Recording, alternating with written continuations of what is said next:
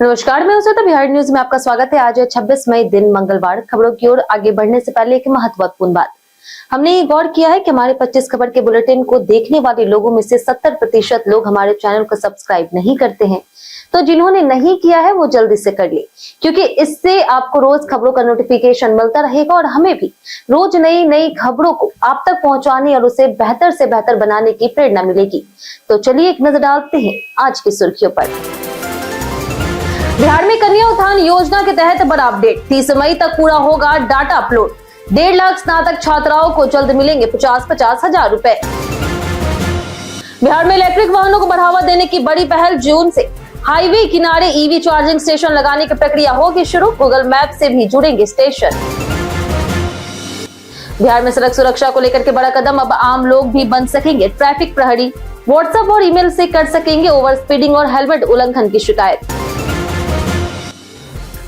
बिहार में 1 जून से शुरू होगा कैमल समर कैंप 2026। छोटे समूहों से बच्चों को मिलेगा विशेष शिक्षण।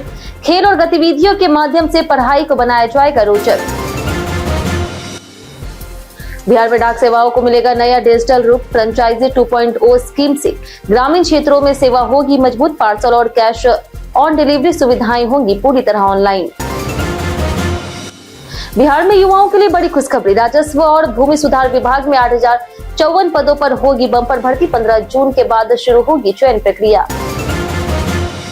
बिहार में स्वास्थ्य सेवाओं की बड़ी सौगात। सरकारी अस्पतालों में शुरू होगी फिजियोथेरेपी सेवा। जिला अस्पताल से लेकर के पीएचसी तक मरीजों को मिलेगा सस्ता और आधुनिक इलाज। संजय मांजरेकर ने क्रिकेट नियमों पर उठाए गंभीर सवाल। कहा इंपैक्ट प्लेयर सिस्टम से वैभव सूर्यवंशी जैसे युवा खिलाड़ियों का ऑलराउंड विकास हो सकता है प्रभावित। बीसीसीआई से नियम हटाने की अपील। चलिए एक नजर डालते हैं आज की 25 बड़ी खबरों की ओर। सेल के 48 पदों पर 6 जून तक करे आवेदन। Steel authority of India limited यानी कि सेल एक महारत्न सार्वजनिक क्षेत्र की कंपनी है जिसमें यंग प्रोफेशनल पदों पर भर्ती निकली है। इस भर्ती के तहत कुल 48 पद भरे जाएंगे जो पश्चिम बंगाल स्थित Durgapur steel plant, IISCO steel plant और अलॉय स्टील प्लांट के लिए है। चयनित उम्मीदवारों को 1 लाख रुपए प्रति माह तक वेतन मिलेगा। पात्रता के लिए बी या फिर बीटेक में न्यूनतम 65% अंक आवश्यक है। एमटेक MBA धारकों को प्राथमिकता मिलेगी। चयन प्रक्रिया में CBT स्क्रूटनी, इंटरव्यू और मेडिकल टेस्ट शामिल है। आवेदन sale.co.in पर करना होगा। आवेदन शुल्क 500 रुपए है और अंतिम तिथि 6 जून है। बिहार में सरकारी अस्पतालों में शुरू होगी फिजियोथेरेपी सेवा। बिहार सरकार राज्य के सरकारी अस्पतालों में फिजियोथेरेपी सेवा शुरू करने जा रही है, जिसके लिए निजी एजेंसी की मदद ली जाएगी। इस योजना के तहत जिला अस्पताल से लेकर के पीएचसी तक प्रशिक्षित फिजियोथेरेपिस्ट, आधुनिक मशीनें और जरूरी उपकरण उपलब्ध कराए जाएंगे। इसका उद्देश्य ग्रामीण और दूर दराज के मरीजों को भी सस्ती और बेहतर सुविधा देना है। लकवा, जोड़ों में दर्द, नसों की समस्या और दुर्घटनाओं के बाद रिकवरी करने वाले मरीजों को इससे लाभ मिलेगा। पहले मरीजों को निजी क्लिनिकों पर निर्भर रहना पड़ता था। यह पहल स्वास्थ्य सेवाओं को मजबूत करने और इलाज का खर्च कम करने की दिशा में महत्वपूर्ण कदम मानी जा रही। फ्रेंचाइजी 2.0 स्कीम से ग्रामीण डाक सेवा होगी मजबूत। डाक विभाग ने बिहार में न्यू फ्रेंचाइजी स्कीम 2.0 लागू करने का निर्णय लिया, जिसका उद्देश्य डाक सेवाओं को आधुनिक, तेज और पारदर्शी बनाना। यह योजना APT 2.0 प्लेटफॉर्म से जुड़ी होगी, जिसमें फ्रेंचाइज संचालन पूरी तरह से डिजिटल होगा। नई व्यवस्था में पार्सल, कैश ऑन डिलीवरी और सभी प्रकार के डाक लेखों की बुकिंग और डिलीवरी की सुविधा मिलेगी। मोबाइल ऐप, पोर्टल और डिजिटल भुगतान प्रणाली के साथ काम आसान होगा। फ्रेंचाइजी संचालकों को दैनिक कमीशन और बेहतर आय का अवसर मिलेगा। शिकायत निवारण प्रणाली भी मजबूत की गई है। इससे ग्रामीण और शहरी क्षेत्रों में डाक सेवाएं और सशक्त होगी। 30 मई तक पूरा होगा कन्या उत्थान योजना डाटा अपलोड। बिहार सरकार मुख्यमंत्री कन्या उत्थान योजना के तहत लगभग 1.5 लाख से अधिक स्नातक उत्तीर्ण छात्राओं को अगले माह 50-50 हजार रुपए की प्रोत्साहन राशि देने की तैयारी कर रही। उच्च शिक्षा विभाग के पोर्टल पर दिसंबर 2025 तक का डाटा 17 विश्वविद्यालय द्वारा अपलोड किया जा चुका है, जिसमें विभिन्न प्रमुख विश्वविद्यालय शामिल है। इस डाटा का सत्यापन किया जा रहा है। कुछ संस्थानों का डाटा अभी पूरा नहीं हुआ, जिन्हें 30 मई तक इसे अपलोड करने का निर्देश दिया गया। सत्यापन पूरा होने के बाद लाभार्थी छात्राओं को राशि का भुगतान शुरू किया जाएगा। बिहार में यातायात नियम उल्लंघन पर आम लोग कर सकेंगे शिकायत। बिहार परिवहन विभाग ने सड़क सुरक्षा और यातायात नियमों के पालन को मजबूत करने के लिए नई पहल शुरू की है, जिसमें आम नागरिक भी ट्रैफिक प्रहरी बन सकेंगे। इसके लिए व्हाट्सएप नंबर 9153 971897 और ईमेल आईडी जारी की गई, जहां लोग ओवर स्पीडिंग, बिना हेलमेट, सीट बेल्ट न पहनना, गलत दिशा में वाहन चलाना और मोबाइल उपयोगी जैसे उल्लंघन की फोटो या वीडियो भेज सकते हैं। शिकायतों के आधार पर मोटर वाहन अधिनियम के तहत कार्रवाई होगी। परिवहन सचिव के अनुसार शिकायतकर्ता की पहचान गोपनीय रहेगी और यह कदम सड़क दुर्घटनाओं को कम करने तथा सुरक्षित बिहार बनाने में मदद करेगा। बिहार में 8054 पदों पर बड़ी सरकारी भर्ती का ऐलान। बिहार के राजस्व और भूमि सुधार विभाग में 8054 पदों पर बड़ी बहाली होने जा रही, जिसमें सबसे अधिक भर्ती राजस्व कर्मचारियों की होगी। मंत्री डॉक्टर दिलीप कुमार जायसवाल ने बताया कि 15 जून के बाद कर्मचारी चयन आयोग के माध्यम से भर्ती प्रक्रिया शुरू की जाएगी। इससे हजारों युवाओं को रोजगार मिलेगा और भूमि विवादों के निपटारे में तेजी आएगी। विभाग में कर्मचारियों की कमी के कारण लंबित मामलों पर असर पड़ रहा था। सरकार का लक्ष्य करीब 37 लाख लंबित जमीन मामलों का समाधान करना है। इस घोषणा से प्रतियोगी छात्रा में उत्साह और उम्मीद बढ़ गई है। सुप्रीम कोर्ट आदेश के बाद बीपीएससी ने परीक्षा टाली। बिहार लोक सेवा आयोग ने 33वें बिहार न्यायिक सेवा प्रतियोगिता परीक्षा की प्रारंभिक परीक्षा को स्थगित कर दिया, जो 3 जून को होने वाली थी।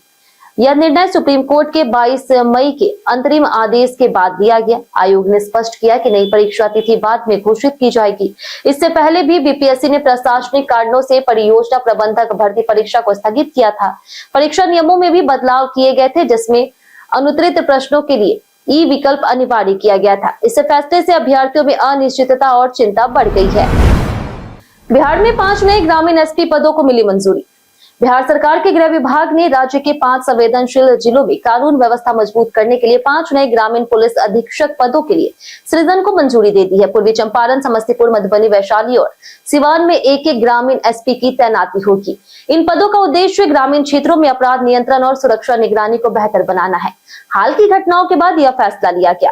इन पदों पर सालाना करीब 1 करोड़ 2 लाख रुपए खर्च होंगे। यह प्रस्ताव कैबिनेट से पहले ही मंजूर हो चुका है और अब इसे तत्काल प्रभाव से लागू किया जाएगा। जून से बिहार में हाईवे किनारे लगेंगे ईवी चार्जिंग स्टेशन। बिहार सरकार इलेक्ट्रिक वाहनों को बढ़ावा देने के लिए बड़ा कदम उठा रही। जून महीने से राष्ट्रीय और राज्य राजमार्गों के किनारे ईवी चार्जिंग स्टेशनों की स्थापना शुरू होगी। यह स्टेशन ढाबों, होटलों, पेट्रोल पंपों और सरकारी जमीनों पर बनाए जाएंगे। 7 जून तक कंपनियों से स्थानों की सूची मांगी गई है, जिसके बाद MOU कर निर्माण कार्य शुरू होगा। साथ ही राज्य में 100 से अधिक इलेक्ट्रिक बसों का संचालन भी शुरू होने की संभावना है। सभी चार्जिंग स्टेशन डिजिटल प्लेटफॉर्म और गूगल मैप से जुड़े होंगे, जिससे ईवी उपयोगकर्ताओं को सुविधा, रोजगार और पर्यावरण संरक्षण में बढ़ावा मिलेगा।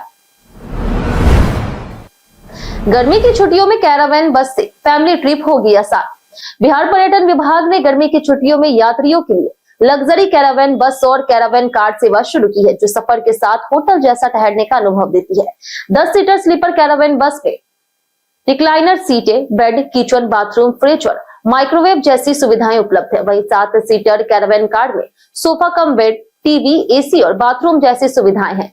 दोनों वाहनों को देश भर में यात्रा के लिए बुक किया जा सकता है। किराया बस के लिए 75 रुपए प्रति किलोमीटर और कार के लिए 35 रुपए प्रति किलोमीटर तय किया गया। यह सुविधा फैमिली ट्रिप के लिए खास है। NEET UG 2026 fee refund link जारी, 27 मई तक करी अपडेट। नीट यूजी 2026 परीक्षा रद्द होने के बाद एनटीए ने छात्रों को बड़ी राहत देते हुए आवेदन फीस रिफंड की प्रक्रिया शुरू कर दी।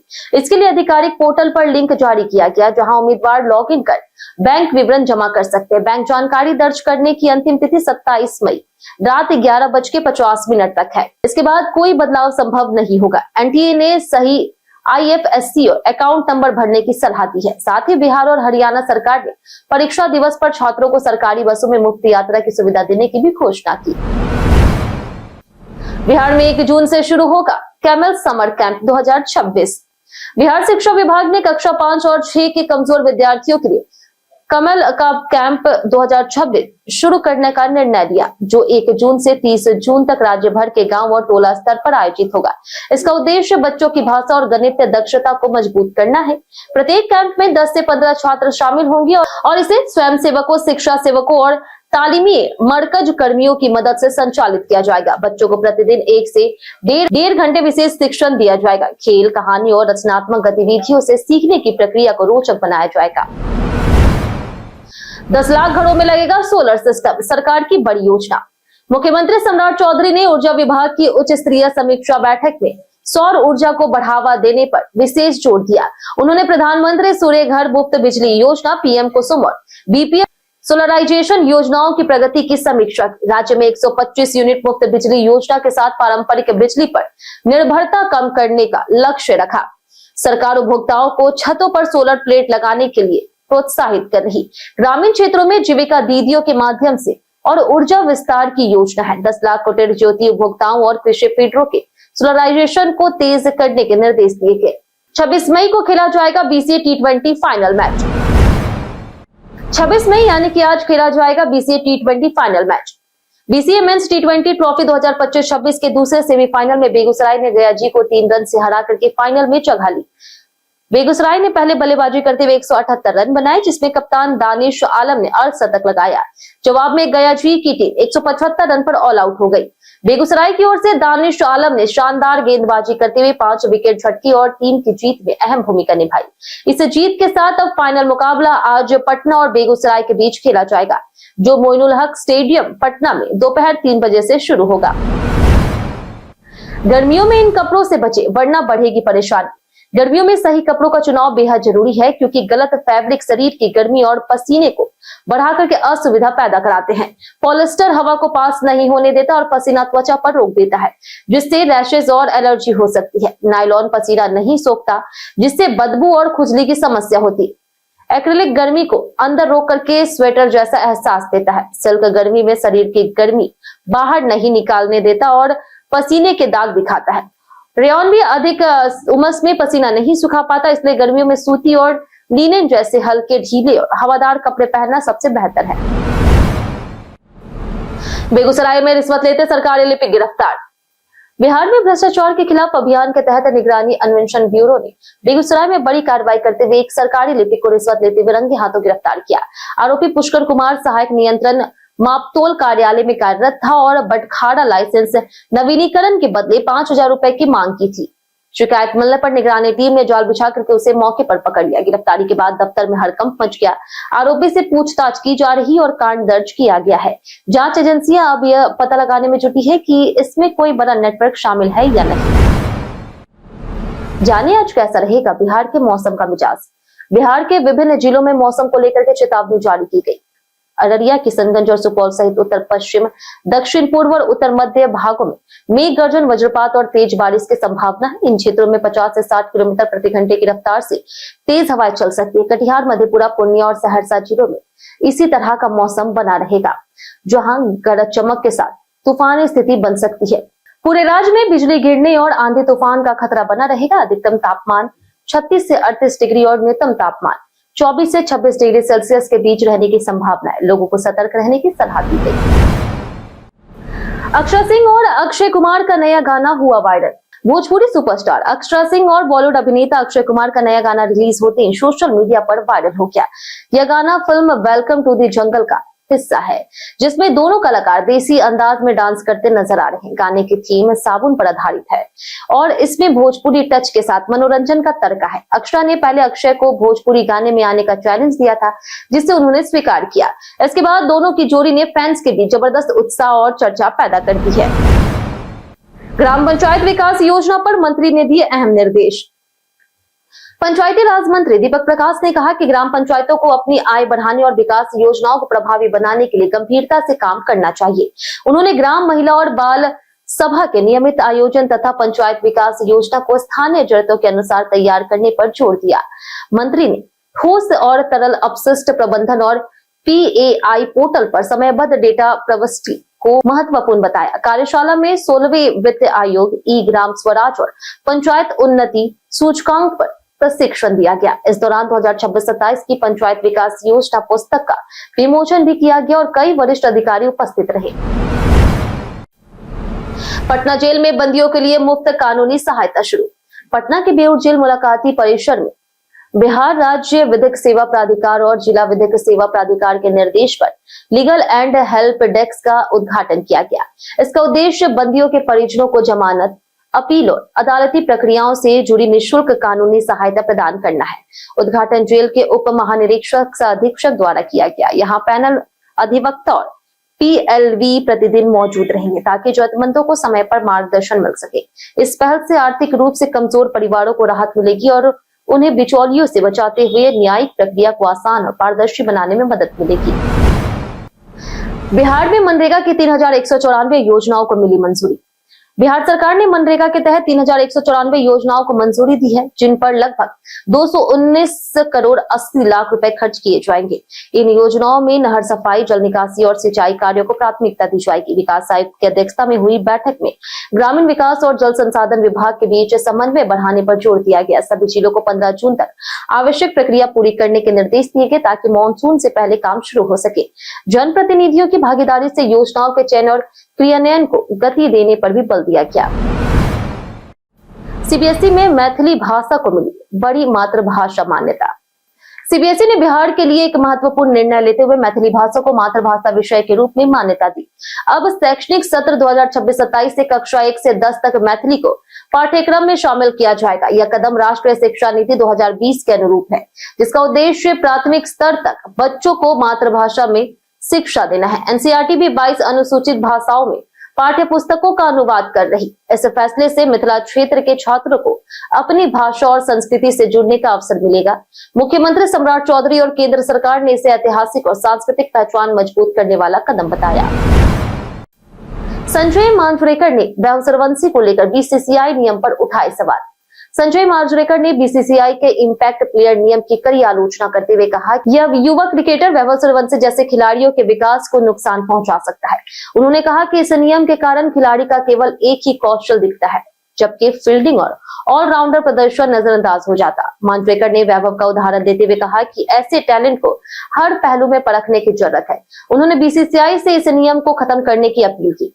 उनके अनुसार क्रिकेट को ऐसा होना चाहिए जिसमें खिलाड़ी पूरे मैच में हर क्षेत्र में योगदान दे, न कि सिर्फ सीमित भूमिका निभाए। कई कारणों से दर्ज है भारत के इतिहास में आज की तारीख। 1906 में राम किंकर बैज का जन्म हुआ, जो भारत के प्रसिद्ध मूर्तिकार थे। 1912 में छगनराज चौपासनी वाला का जन्म हुआ, जो एक क्रांतिकारी थे। 1983 में सुशील कुमार पहलवान का जन्म हुआ, जिन्होंने बीजिंग ओलंपिक में कांस्य पदक जीता। 1934 में चंपक रमन पिल्लई का निधन हुआ। वे भारतीय क्रांतिकारी और राजनीतिक कार्यकर्ता थे। 1937 में मनोरमा का जन्म हुआ। वे दक्षिण भारतीय सिनेमा की अभिनेत्री थी। 1986 में श्रीकांत वर्मा का निधन हुआ। वे हिंदी साहित्य के प्रसिद्ध कथाकार, गीतकार, समीक्षक और राजनीतिज्ञ थे। 2017 में केपीएस गिल का निधन हुआ। वे पंजाब के पूर्व डीजीपी थे। राष्ट्रीय धातु दिवस इसी सूची में शामिल है। गर्मियों में एसी सर्विसिंग का सही समय और जरूरी टिप्स। गर्मियों में एसी का इस्तेमाल बढ़ने के साथ ही इसकी नियमित सर्विसिंग बेहद जरूरी है। विशेषज्ञों के अनुसार केवल साल में एक बार सर्विस कराना पर्याप्त नहीं होता।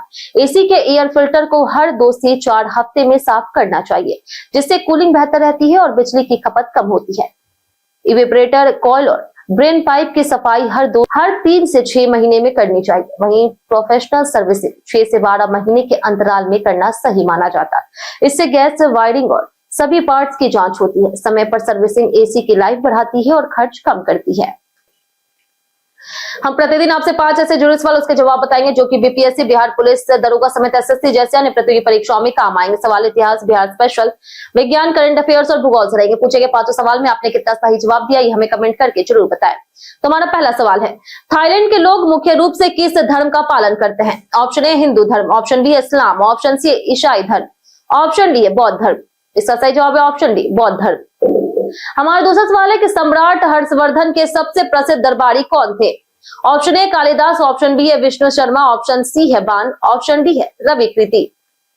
इसका सही जवाब है ऑप्शन सी, बाण, यानी कि बाणभट्ट। हमारा तीसरा सवाल है कि राष्ट्रीय गंगा नदी बेसिन प्राधिकरण के अध्यक्ष कौन है? ऑप्शन है उत्तराखंड के मुख्यमंत्री, ऑप्शन बी है प्रधानमंत्री, ऑप्शन सी है बिहार के मुख्यमंत्री, ऑप्शन डी है पर्यावरण और वन मंत्रालय। इसका सही जवाब है ऑप्शन बी प्रधानमंत्री। हमारा चौथा सवाल कि इनमें से कौन सी नदी अपना मार्ग बदलने के लिए जानी जाती है? ऑप्शन है फल्गु, ऑप्शन बी है बागमती, ऑप्शन सी है कोसी, ऑप्शन डी है गंडक। इसका सही जवाब है ऑप्शन सी, कोसी। हमारा आखिरी सवाल कि इनमें से कौन सा बिहार के चीनी मिलों का मुख्य उप उत्पाद है? ऑप्शन ए चीनी, ऑप्शन बी है मिठाई, ऑप्शन सी है गुड़, ऑप्शन डी इनमें से कोई नहीं। इसका सही जवाब है ऑप्शन ए चीनी। बीते दिन हमारे द्वारा पूछे गए सवाल का जवाब आप लोगों में से बहुत लोगों ने हमारे कमेंट बॉक्स सेक्शन में लिख कर दिया है। जिन्होंने हमारे द्वारा पूछे गए सवाल का जवाब दिया उनके नाम है राजेश मांझी, अनिल यादव, राजकुमार, दीपक कुमार, रणधीर कुमार, नौशाद रजा, अर्जुन कुमार, सनोज कुमार, अनवर करीम खान, रवि पूजा, सागर कुमार, सनोज कुमार, गीता देवी, श्रवण कुमार, अशोक कुमार, राजकिशोर महतो, हरेंद्र सिंह, शिव शक्ति, लक्ष्मी मेहता, दयानंद सिंह, रंजीत मिश्रा, बाबूलाल मरांडी, अर्जुन राम, जितेंद्र ठाकुर, राजवेंद्र ताती, मोहम्मद चांद, विजय घायल, पूजा कुमारी, आमिर सोहेल, अमरजीत कुमार, अबोध कुमार, सोनाली कुमारी, पंचनंद सिंह, अमित सिंह, विजय दुबे, गायत्री देवी, नंद किशोर, विनोद सिंह, कुंदन कुमार, प्रदीप पंडित और पुरुषोत्तम कुमारी। इसी के साथ बढ़ते आज के सवाल की। आज का सवाल, बिहार में घूमने के लिए आपका फेवरेट जिला कौन सा है और क्यों? आप अपना जवाब हमें हमारे कमेंट सेक्शन में लिखकर जरूर बताएं। आज के लिए इतना ही। बिहार की तमाम खबरों के साथ बने रहने के लिए देखते रहे बिहारी न्यूज और साथ ही यूट्यूब चैनल पर देखें, चैनल को सब्सक्राइब कर दें और अगर आप फेसबुक पेज पर देख रहे हैं तो लाइक और फॉलो जरूर करें।